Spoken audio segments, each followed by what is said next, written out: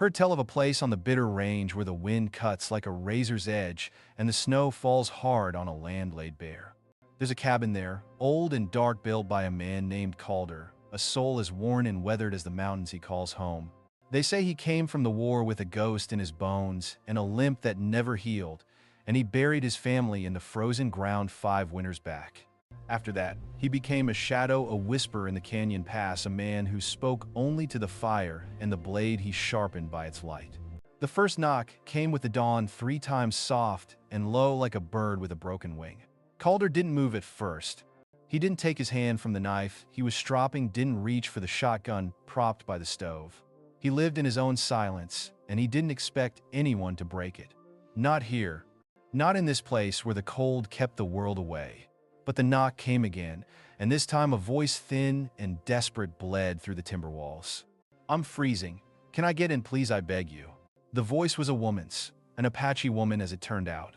Standing barefoot in the snow, a phantom in the pale light before sunrise. Her skin was a beautiful bronze, but her lips were blue, her hair a tangled, wet curtain of black against the white of the world. Her deerskin dress was torn, a cruel slash at the neckline and across the hip, revealing a bare thigh bruised purple by the cold. One moccasin was missing, the other was soaked and heavy. She was trembling hard enough to shake the beads on her dress, but her jaw was set and her eyes, when they met his, held no madness, only a terrible, exhausted desperation. Calder looked at her, and something broke inside the frozen shell he had built around himself. It wasn't pity, not exactly. It was an old memory, the face of his wife, her skin pale with fever, her breath, a thin, fading whisper. This woman, this stranger, was shivering with a cold he knew, a cold that killed. Without a word, he stepped back, pulled the door wide open, and let the warmth of his fire spill out like a promise. She didn't speak again, just moved with a slow, unsteady limp drawn to the fire's heat. She sank to her knees, her hands outstretched, trembling over the flames. Calder watched her, saw the raw, wind-whipped skin of her shoulders, the faint lash marks hidden by her hair. He walked to his cot, pulled off the wool blanket, and draped it over her without touching her skin. She flinched, but she didn't pull away. She didn't thank him, and he didn't expect her to. He just poured warm water into a tin mug and set it down by her knees. He went back to his table, picked up his wet stone, and the only sound in the room was the rhythmic scrape of metal on stone, a steady counterpoint to the crackle of the fire. She finally drank the water, her hands shaking against the tin mug. Her lips were cracked and dry, but she made no sound. Calder watched her in the corner of his eye, the way she didn't rush, the careful, measured way she took in the space around her. He had seen that kind of quiet before, a stillness born of years of having to hide. 5 winters of living alone had taught him to be a ghost, but this woman had been one long before she came to his door. He didn't know her name, didn't know where she'd come from, but he knew the hunger that had hollowed her cheeks, the bones that showed at her wrists. He stood and walked to a crate, pulled out what little he had: hard biscuits, a tin of salted venison, a small sack of beans. He warmed the meat on the stove. The rich smell filled the cabin. She turned her head, following his every move. "You speak English?" he asked, his voice low and unused. She gave a small nod. "Enough." "From a southern tribe, Chiricahua." "Yes," she said. Her accent was soft, halting. "But not with them now, not for a long time." "Name?" he asked. She hesitated, then said, "Tala." He didn't repeat it, didn't distort it with his own tongue. He just brought the warm food to her. She took the tin, and she ate, not like an animal, but like someone who had learned to be careful. Slow, efficient, with no sound, no shame. He sat back down and watched the fire, knowing the bruises and torn dress told a story he didn't have to ask about. "Were you running from someone?" he asked, keeping his tone neutral. Her eyes remained on the tin. "Was with trappers. They took me north, then sold me." He waited. She glanced up, met his gaze for a flicker of a second. "I ran. They came after. I don't know where I am now." "You're in the bitter range," he said, the words a low rumble. "Closest town's 30 miles west. No one's coming out here unless they know where to look." That seemed to ease her a little. Her shoulders dropped slightly under the blanket. He walked to a shelf, pulled down an old flannel shirt, a pair of Long John's thick wool socks, clean but rough and big on her. He set them by the edge of her blanket. "They'll fit enough for now. I'll turn my back." She blinked once, unsure. He didn't wait, just turned, and faced the door, arms crossed, silent. Behind him, he heard the soft rustle of fabric, the quiet gasp as she moved slowly in pain. The torn dress made a soft sound as she unwrapped it. He didn't look, wouldn't. A minute passed, then her voice came quiet and clear. "Done." He turned back. She was swallowed in the oversized clothes, the sleeves hanging past her wrists, the socks thick around her ankles. The shirt was pulled up to her throat, her long black hair combed and fanned out from beneath the collar. She looked less like prey now. Not safe yet, but warmer, grounded. "You'll stay tonight," he said. She nodded. He took his bedroll from under the cot, unrolled it beside the hearth. "You can take the cot. I'll stay here. The fire'll hold." She didn't argue, just watched him. Her eyes lingered this time, not with suspicion, but with a deep, consuming curiosity, as if she still couldn't understand what this was. He lay down, pulled the extra blanket over his chest, and stared at the log ceiling. She shifted onto the cot a moment later. The frame creaked once. Neither of them spoke again, but just before sleep claimed him, Calder heard her breathing slow and steady in clothes, and for the first time in 5 winters it wasn't only his. The morning light was a pale, colorless gray seeping through the frost-laced window. The fire had burned low, and the cold had returned to the corners of the cabin. Calder sat up from his bedroll, his body stiff, the old wound in his leg a dull ache. He didn't groan, just gritted his teeth and stood stretching the joint until it accepted his weight. Tala was curled on her side, on the cot, blanket drawn to her chin. Her face relaxed in sleep, her hair fanned out like a dark river on the pillow. He didn't wake her. He just got the fire going again. Quiet work, a careful hand with the coals until the snap and crackle returned. He stepped outside, pulling his coat tight. The cold was a sharp intake of breath. The world was a flat, white sheet of snow. The mountains in the distance were shrouded in fog. He thought about the trap lines he had to check, the wood that needed splitting. He thought about riding into town, but the thought of asking questions, of telling anyone she was here, stopped him cold. He didn't know anyone's answers, and he didn't trust the town with hers. When he stepped back inside, she was sitting up, watching the door quietly. Her eyes were clear now, rested, more present. He nodded at her, then walked past to the stove. "I'll cook something," he said. The way she shifted on the cot, pulling the blanket tighter, feet drawn back under her, said she understood. He cooked in silence: salt pork, a boiled potato, a bit of cornmeal mash. He set her plate down near her on the table and sat across from it. Tala approached slowly, still limping slightly, and sat down. She ate without comment, small, careful bites, wasting nothing. "Where'd they pick you up?" Calder asked, breaking the silence. "The trappers." She chewed and swallowed, her eyes on her plate. "South of Tombstone, near the river crossing. I was traveling east. They caught me, said they'd give me food. I was hungry." Calder's jaw tensed. He knew the kind of men who made those promises. "You were with your people before that." She shook her head. "No tribe. Not anymore." She didn't explain. He didn't push. He understood what that meant. Exiled or fled. Both carried the same silence. "You got anyone looking for you?" he asked. "Number." The word was plain a fact, not a lammet. He gave a short nod and took another bite. After they ate, he pulled his coat back on. "Got traps to check. You stay inside. Don't open for anyone. Nobody should come, but if they do, wait for me." She nodded once, then stood. "I can help." He looked her over. "Foot's no good. You'll stay." She looked down, her lip twitching like she might argue, but she didn't. She sat back down. Before he left, Calder pulled a loaded rifle from the wall and set it beside the door. "You know how to use one?" She looked at it, then met his eyes. "Yes." He nodded. "Only if you need to." Then he opened the door and stepped out into the pale morning.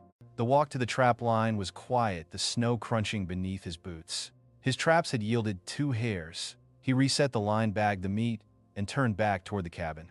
He wasn't gone long, less than an hour, but the entire way back his thoughts circled the same place. He didn't know what to do with her.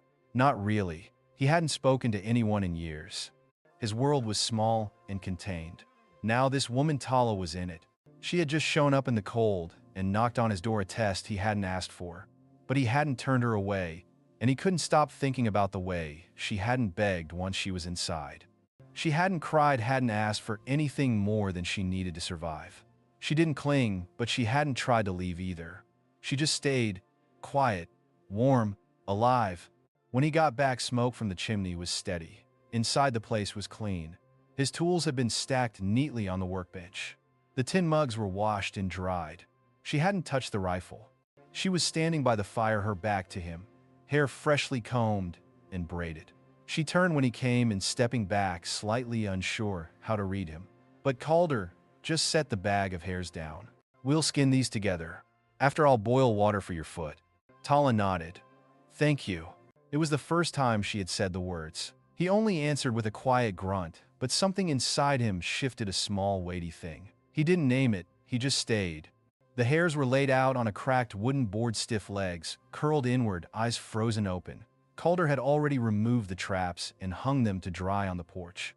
Inside the fire, held steady, Tala knelt beside him, sleeves rolled, her hands raw, but steady. He watched the way she worked, careful, exact. She didn't flinch at the blood, didn't shy from the blade. She skinned with knowledge. "You've done this before," Calder said quietly. Tala nodded once. "My grandfather taught me. When I was young." He didn't press her. What mattered was the way her hands moved now. She didn't ask what to do, she knew. He passed her the second carcass and sat back on his heels, his leg aching. He studied her face in the firelight. There was more color now. The hollows beneath her eyes had softened. The flannel shirt hung loose on her shoulders, but she had retied it at the waist with a strip of torn cloth. Practical, modest. She hadn't asked for a new dress. He suspected she wouldn't. "You going to keep moving when your foot heals?" he asked suddenly. Tala didn't stop working. "I don't know." He rubbed a scar along his jaw. "No one's looking for you." "You said that?" "No one," she repeated. Silence. Calder turned and dropped another log in the fire. The snap of the bark echoed in the quiet. "Why'd you come this far north?" he asked. Tala wiped her hands on the cloth and leaned back against the cot. She looked toward the window, where thick frost still formed patterns on the glass. For a long time, she didn't answer. When she did, her voice was steady but low. "After they sold me, I escaped. I walked nights hid in the hills. I followed the stars, but I didn't know where I was going. Just away." He understood that part. The walking, the aimlessness, the need to move not toward something but away. "Found a burned cabin," she continued. "No roof, no food. I stayed one night. Snow came. I tried to follow tracks downhill. I saw smoke. That was your place."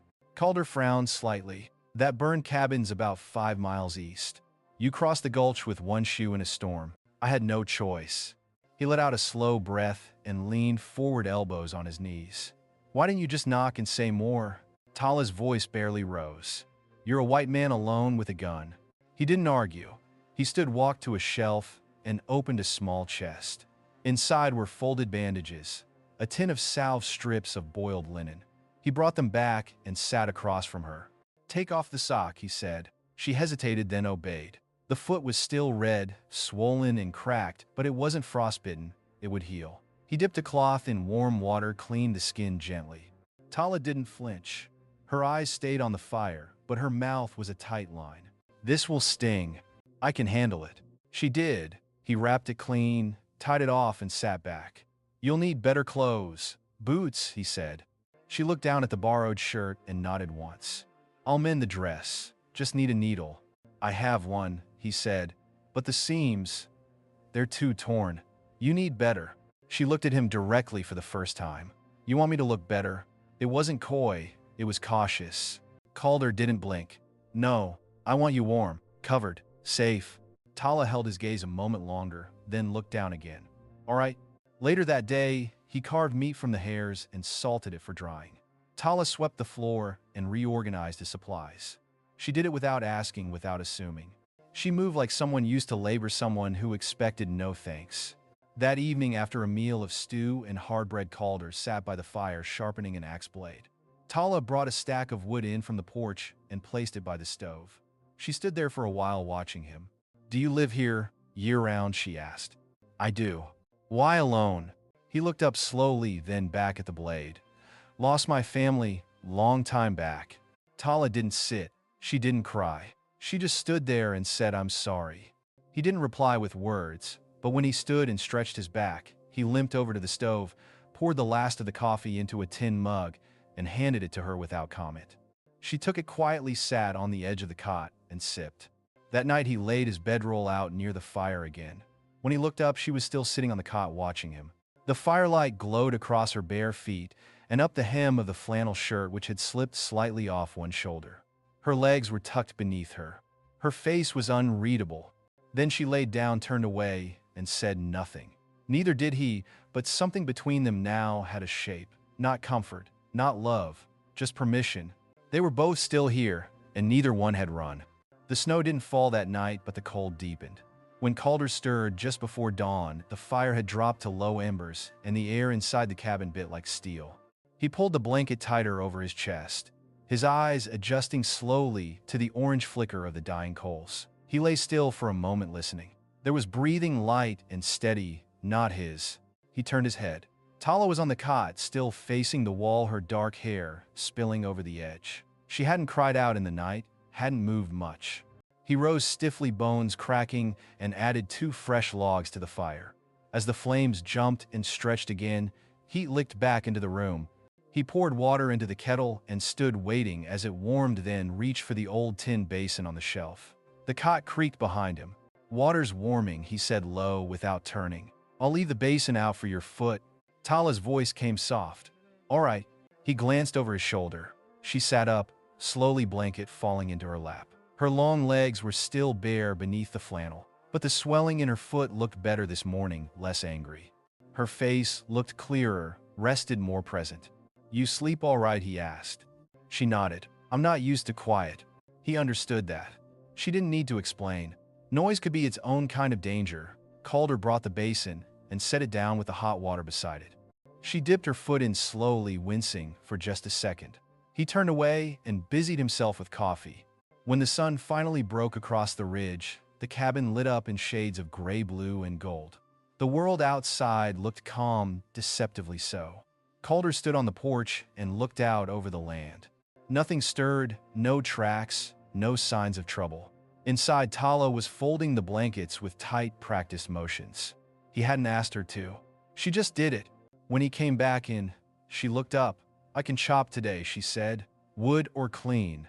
He shook his head. "You're still healing." She stood straighter. "My foot is better."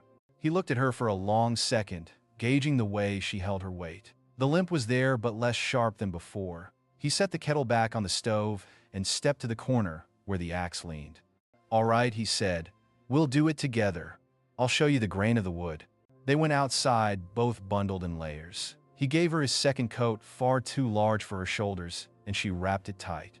Her dress had been washed and patched, drying by the stove, but she didn't ask for it back. Not yet. In the clearing, Calder showed her where to stand, how to place the logs on the chopping block. His instruction was short demonstration over words. She watched carefully, then tried.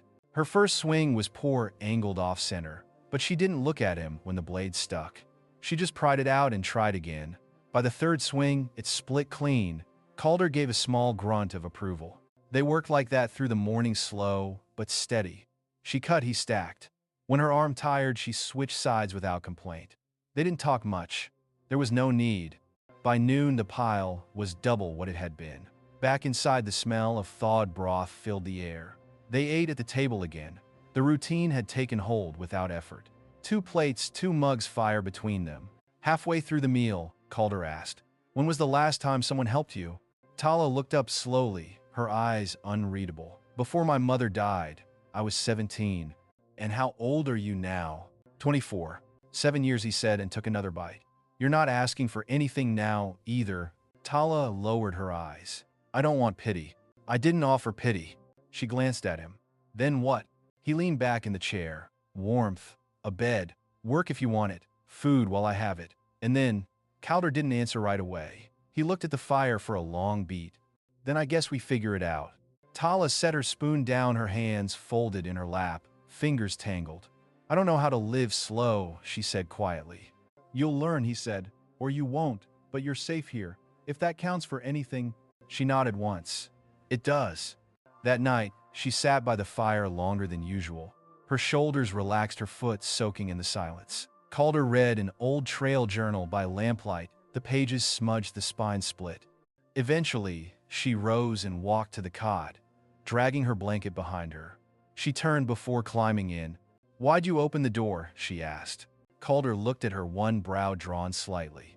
I was dirty, barely dressed. Could have been a trick, could have been dangerous. You knocked, he said plainly. That was enough. He paused. You didn't lie. You didn't beg after. You just asked. And you were freezing. She held his gaze for a moment, then nodded once. All right. She climbed into bed and pulled the blanket high over her chest. He put out the lamp, and again, without plan or force, they fell asleep, breathing the same air, held in the same quiet. The wind picked up again by morning. It howled low along the roofline, rattling the shutters like bones tapping glass. Inside, the fire held strong, but the chill had pushed back into the corners of the cabin. Calder stirred beneath his blanket, eyes blinking slowly open. The scent of the room had changed. Less smoke, more warmth, something faintly sweet. Tala was already up. She sat cross-legged near the fire, feeding it with small logs from the stack they'd split. She wore the oversized flannel shirt, sleeves rolled to the elbow.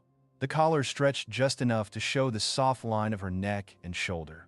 Her long black hair hung loose today, combed through thick and straight down her back. In the quiet morning light, she looked more herself, or maybe just more here. Calder sat up slowly, rubbing the ache in his thigh. She turned slightly, not startled, just aware. I boiled water, she said. You can wash if you want. He nodded.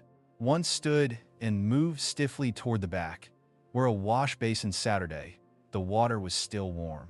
When he turned back, she was folding one of the blankets again, hers from the cot. You don't have to do that, he said. I know. They moved through the morning side by side, tending to quiet tasks. Calder inspected the traps, returning with nothing but one broken spring and a damp coat. Tala peeled, dried strips of meat and swept the floor. They ate together without a word. The fire never died. Later, she pulled her patched deerskin dress from the hook where it had hung for days. She didn't say anything, just sat near the fire and began working at the seams with a needle he had given her.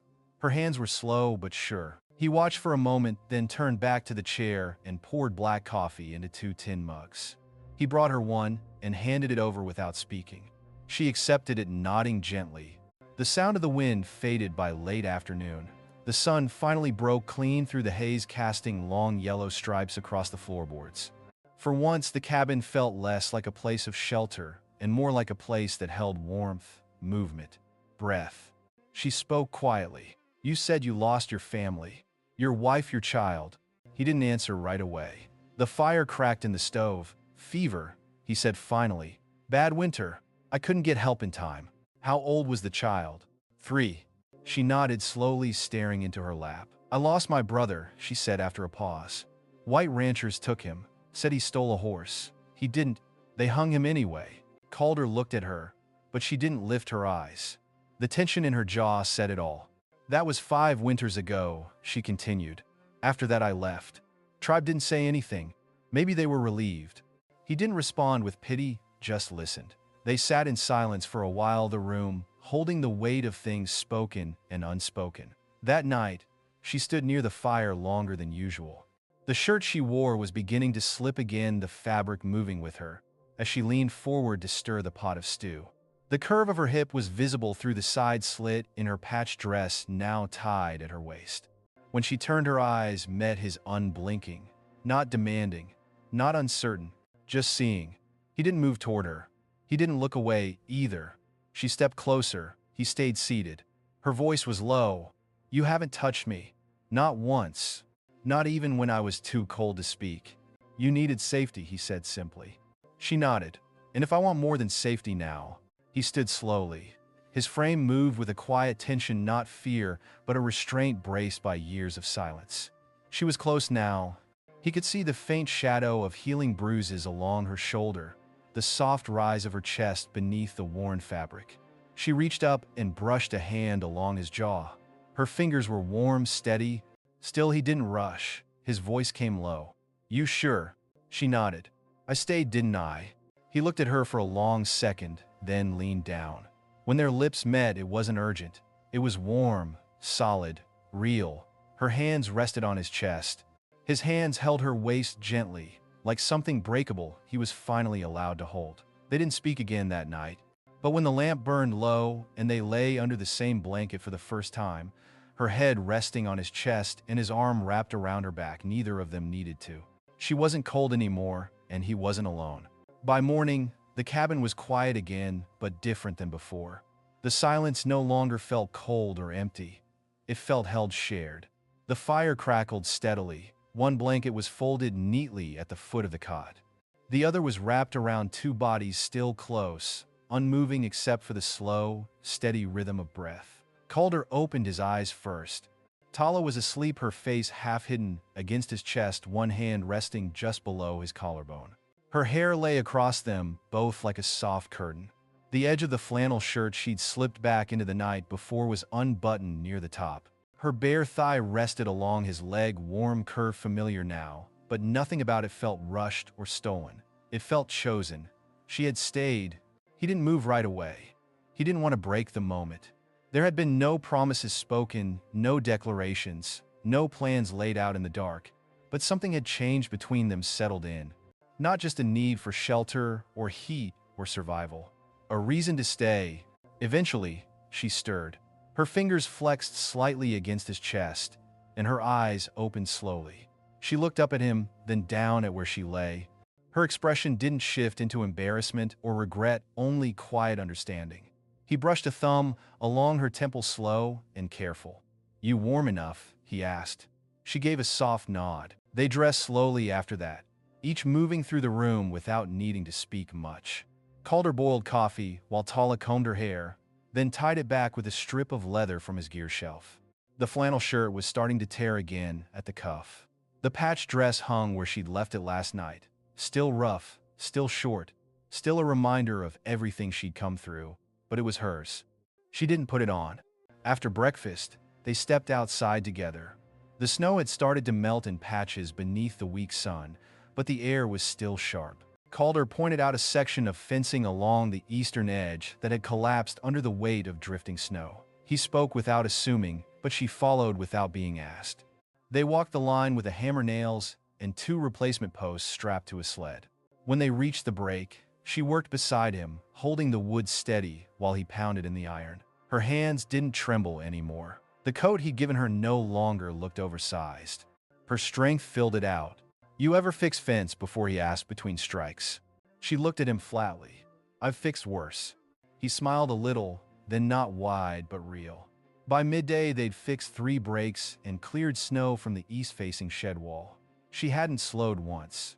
He kept watching her quietly, trying to gauge what this meant, if she was staying for good, if she would ask for more, or if she would vanish when spring softened the mountain pass.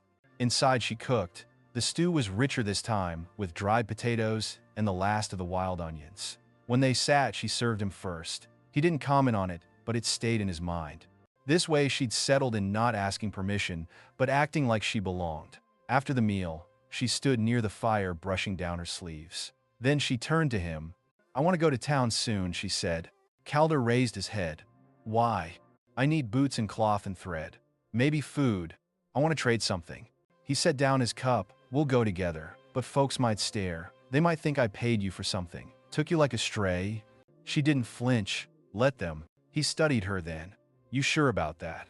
Tala stepped closer. Her voice dropped lower. "I'm not ashamed of what I survived or where I slept last night." He looked up at her and gave a single nod. "All right." She sat beside him close. Their arms touched. After a long moment, he said, "If we go to town, they'll ask what you are to me." She looked at him with eyes that didn't flinch or turn away. "What will you say?" He didn't answer right away. Then after a breath, he said, "That you're with me, just with you." "I can say wife," he added, voice low. "If you want that." She was quiet, but not in a way that felt distant. Just careful. Her hand slid to his, resting over it. "Not yet," she said. "But don't say I'm nothing." "I wouldn't," he replied. That night, they shared the cot again. There was no urgency, just a long, slow process of bodies finding comfort in proximity. She curled against him like it was natural, like she'd always meant to sleep like that, wrapped up bones against bones, her fingers along his ribs, his hand at her hip. Before the lamp burned out, she whispered something almost too quiet to catch. "You didn't just save me from the cold. You saved me from being nothing." Calder's hand tightened gently at her waist. He didn't reply with words. He just stayed awake a little longer, watching the fire, knowing that whatever had begun between them was no longer temporary. The wind had quieted by morning. No fresh snow fell overnight, and the sky outside the cabin stretched clear and pale blue. The cold still clung to the windows, but the air inside felt softer, warmer not just from the fire, but from the way the two of them now moved through the space. It was no longer a shelter for one. It was theirs. Tala stood barefoot on the wooden floor, adjusting the hem of the new dress she'd traded for in town. A deep brown wool plain but clean with hand-stitched seams and a high neckline she'd lowered herself by undoing the top buttons. It clung gently to her curves not for display, but because it fit her now, fit her life here, a woman no longer running. She smoothed it over her hips and turned slightly. It's not Apache, but it's mine. Calder leaned against the doorframe, arms crossed. He was watching her. You look like you belong. She met his gaze, calm and steady. I do. Outside the land was thawing. Slow but steady, drifts had shrunk to patches. The ridge trail had opened. Calder had already pulled the horse from the lean-to, brushed her coat, and checked the saddles. He wasn't leaving, just preparing for spring. Life didn't stop moving just because it got quieter. Back inside, Tala ladled out the morning stew. She handed him a bowl and sat across from him, pulling one leg under herself. I've been thinking, she said between bites. I want to start a garden. You've got land enough. He looked at her, then down at the space near the cabin wall, where snow had melted first. We'll need to break the ground deep. Put up a fence. I can do that, she said. You showed me how. He nodded. We'll need seed too. I can ride west in 2 weeks. Trade the last of the pelts. I'll come with you. He paused. You sure town's not easy? Not for you. She didn't blink. I won't hide again. It was said with no pride, just fact. After breakfast, they worked in the Sunday. Calder repaired the gate hinge while Tala began marking lines in the softening soil. Her boots sank in the mud, but she didn't care. The sleeves of her dress were rolled up past the elbow, exposing sun-browned skin and scarred wrists that no longer looked like marks of pain, just survival. By midday, they had cleared a 10-foot stretch of earth and stacked a pile of old fence posts nearby. Calder drove one deep with the back of his axe. Tala leaned on the next one, catching her breath. You thinking about planting corn? He asked. Beans, maybe, squash? My mother said, if they grow together, they protect each other. He nodded slowly, eyes still on the dirt. That's true. She turned to him. You thinking about marriage? He looked up surprised, but only a little. Then he stepped closer. I've been thinking about it since you first slept in my bed, he said. Her brow lifted faintly. You waited long to say it. I wanted it to be real, he said. Not about what we came through, about what we stay for.